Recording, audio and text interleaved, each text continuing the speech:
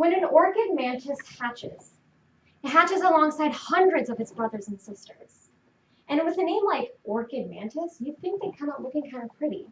But as they dry their wet, vulnerable bodies, they look like a mix between a red fire ant and a jumbo shrimp on steroids.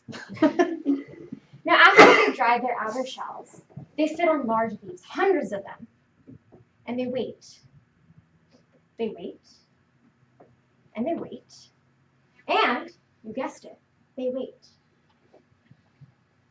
The mantis does not move a muscle, and it's deathly quiet. They're all just staring each other down with their big, beady black eyes. Now, many of you, I hope, are looking at me and thinking, this girl is not an orchid mantis. You're right. So what does this have to do with anything? Well, the reason the orchid mantis is not moving is because it innately eats anything that moves or even breathes. Anything at all. And that includes its fellow brothers and sisters. And so it waits on its leaf, too afraid to move. Now, this is kind of sad, but I can actually relate to the orchid mantis. And I know I'm not the only one out of a certain 50% of the population. There are days when I feel like an orchid mantis hatchling, too afraid to move from my leaf because someone could eat me alive. Now, I remember a few weeks ago, we had a bio quiz, and for some reason, everyone in my class failed it. Everyone's test was littered with red marks. Everyone's, but mine. I remembered everyone was complaining and arguing, and I was just sitting in the corner trying to contain all my happiness. I felt so good. I felt so empowered. And then I hear a voice in front of me. It's a boy. This teacher is so stupid. I wrote down that ionic bonds are the strongest, and he marked that wrong. Is he stupid? And he kept going on and on like that, belittling the teacher, insulting him.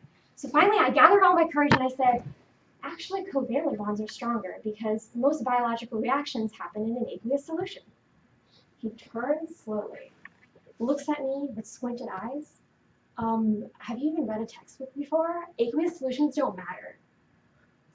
So I looked at her and I said, actually, aqueous solutions do matter because water ions impact ionic interactions.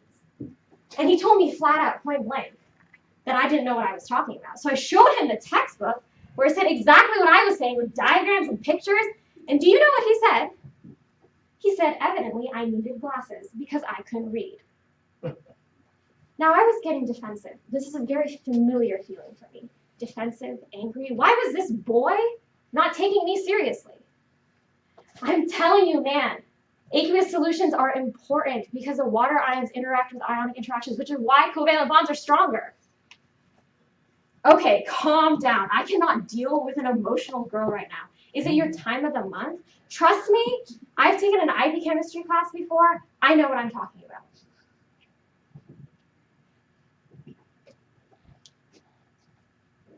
Needless to say, I did not feel empowered anymore.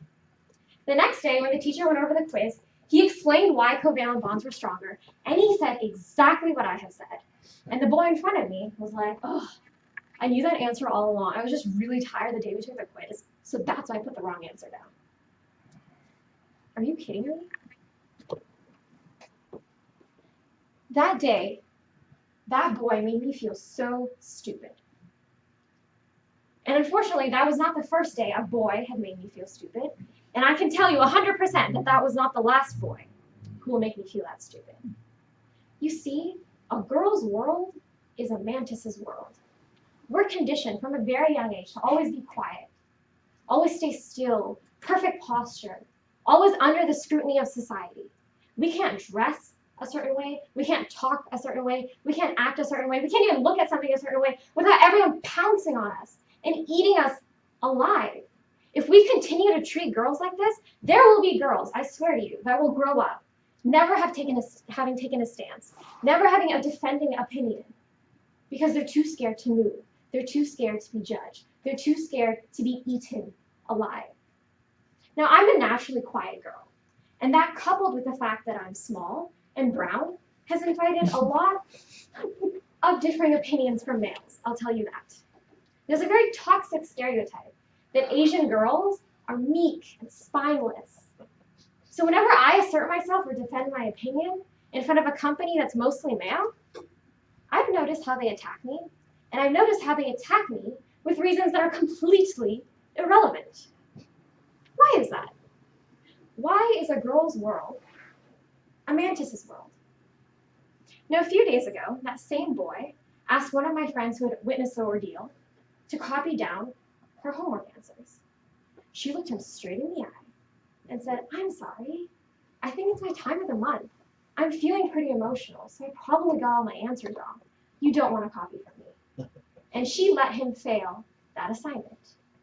That day was very important to me because it taught me one very important thing. That when we are doing these kinds of things, when we're fighting these double standards, you cannot fight fire with water. You have to fight fire with more fire. Us girls, we can't be quiet.